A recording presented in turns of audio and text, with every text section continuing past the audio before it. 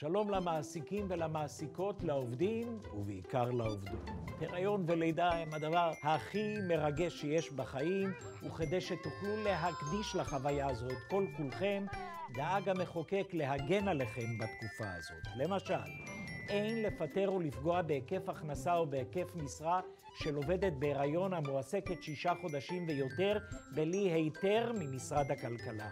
וגם אין לפטר עובדות ועובדים בחופשת לידה או להתיר את פיטוריהן גם לא חודשיים לאחר חופשת הלידה.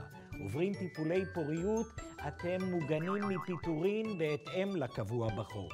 מעסיקים שיפרו את החוק חשופים לעיצומים כספיים, לדין פלילי ולדין אזרחי.